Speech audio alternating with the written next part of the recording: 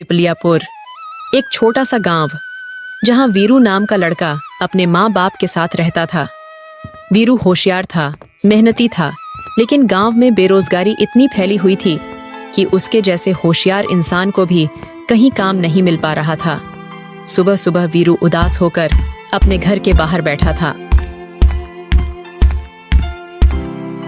क्या बात है बेटा, आज फिर से कहीं गया था?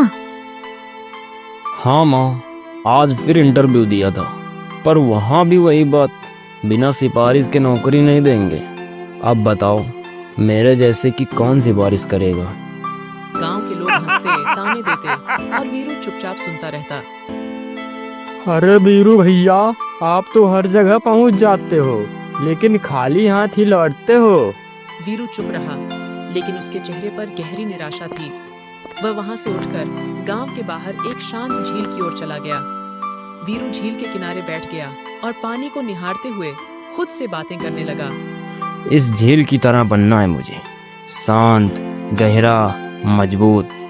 सूरज इससे नहीं सुखा सकता और मैं थोड़ी सी तकलीफ में टूट जाता हूँ। उसी समय झील के पास मछलियों के जाल के साथ एक मछुआरा आया जिसका नाम भीमा था। भैया, आप मछलियाँ पकड़ने आए हैं क्या?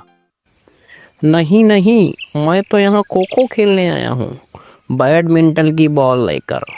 सच में भैया? भैया, क्या मैं भी आपके साथ चल सकता हूँ? बहुत दिनों से भर पेट खाना नहीं खाया। चलो आ जाओ, मेहनत कर सको तो मछली पकड़ लो। दोनों झील में चले गए। भीमा जाल से मछलियां पकड़ने लगा और वीरू खाली हाथ देखता रहा। क्या मैं आपका जाल थोड़ी देर के लिए इस्तेमाल कर सकता हूँ? अगर मैंने तुम्हें अपना जाल दे दिया तो मैं क्या करूँगा? अपने मुंह से मछली पकड़ूं? वीरू हार नहीं मानता। वह हाथों से मछली पकड़ने की कोशिश करने लगता है। तभी उसकी नजर पानी के अंदर किसी चमकती चीज पर जाती है। ये क्या चमक रहा है? अगर इसे बेच दूं तो पैसे मिल सकते हैं। नहीं, इसे अपने पास रखूंगा।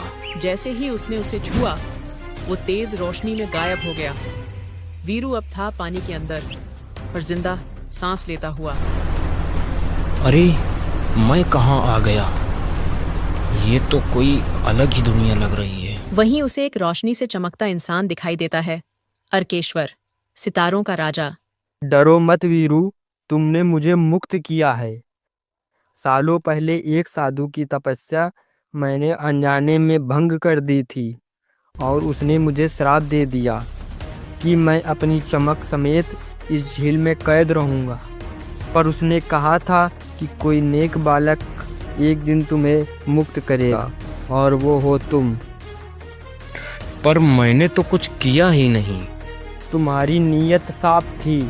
तुमने किसी लालच से नहीं बल्कि मदद करने के लिए हाथ बढ़ाया, इसलिए अब ये झील और इसके सारे सितारे तुम्हारे हैं। अर्केश्वर उसे वरदान देता है और झील के अंदर हजारों सितारे भर देता है। जब वीरू झील के बाहर आता है तो पानी टिमटिमा रहा होता है, जैसे आसमान जमीन पर उतर आया हो। गांव के लोग इकट्ठा हो जाते हैं। अरे भाइयों, ये क्या करिश्मा है? ये सितारे अब सबके लिए हैं।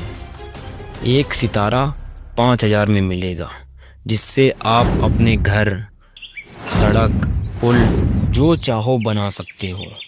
गांव के लोग दौड़ पड़े। दूर दूर से लोग आते हैं। वीरू अमीर हो जाता है, लेकिन उससे ज्यादा जरूरी बात, गांव समृद्ध हो जाता है। लेकिन ये बात भीमा और उसका दोस्त गोपी, चाय वाला, को हजम नहीं होती। ये तो मेरे साथ ही झील पर गया था और आज देखो कहाँ पहुँच गया। दोनों लालच में अंधे होकर वीरू को अगवा कर लेते हैं। अब ये झील हमारी होगी और हम सबसे अमीर बनेंगे। लेकिन जब वे झील पर पहुंचते हैं तो झील उन्हें न पहचान सकी। सितारे आसमान में उड़ने लगे। तभी अर्केश्वर प्रकट होता है। तुम दोनों ने वीरू के साथ विश्वासघात किया है, जिसकी सजा तुम्हें मिलनी चाहिए। दो सितारे आते हैं और दोनों को आसमान की ओर ले जाते हैं। अर्केश्वर वापस आया और वीरू को बचा लिया। वीरू, अब तुम्हें कोई परेशान नहीं करेगा। उन्हें उनके पापों का दंड दे चुका हूँ और उन्हें तुमसे बहुत दूर भेज दिया है। राजा जी, उन्हें माफ कर दीजिए। वो जैसे भी हैं हमारे गांव के लोग हैं। अच्छा ठीक है, सुबह तक वापस लौट आएंगे, लेकिन सबक लेकर। वीरू अपने माता पिता के साथ शानदार जीवन जीता है। अब उसका नाम सिर्फ गांव में नहीं, पूरे राज्य में सितारों की तरह चमकता है। कभी हार मत मानो। अगर नीयत साफ हो तो किस्मत भी एक दिन झील से तारे निकाल देती है।